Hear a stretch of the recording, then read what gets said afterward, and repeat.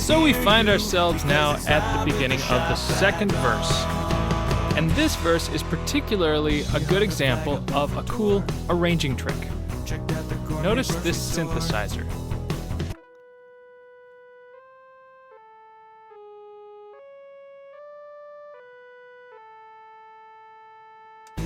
Now, the cool thing about that synthesizer is that it fills in the gaps between the vocal phrases, and this is very smart and something that not everyone thinks of.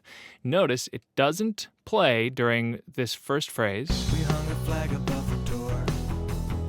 Checked out the core. Then it hangs on one note, it stops changing. In other words, it stops trying to fight for your ear's attention right as the next vocal phrase starts. Same thing here.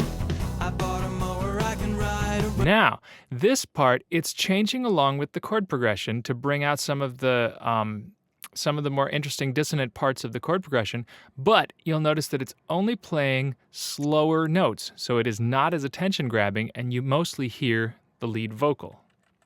I bought a mower, I can ride around the yard, but we haven't got real friends. And now it just stays on one note, the one note that fits all the different chords that are going through this area. And here we're back to the pre-chorus. Another thing that I think is really cool about this second verse is this phrase right here.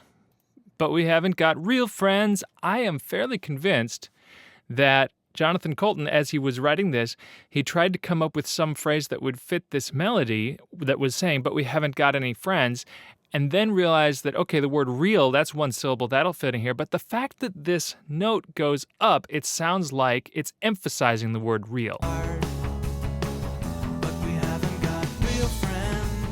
So, if I were writing this song, if I was that smart, and that occurred to me, I would think, oh, well, if real friends are what's being emphasized, what other kind of friends are there? I better make a reason for this to be there, the word real. And now even the fake ones have stopped calling. And there it is.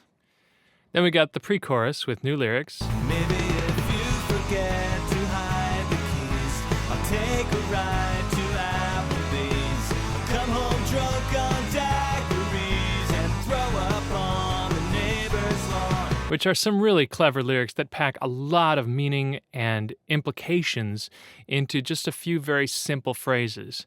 Plus they rhyme. That's hard to do. Not only that, but all of the lyrics correspond really well with the rhythm, emphasis, and the melody of the pre-chorus. So this is some really well thought out, polished songwriting here.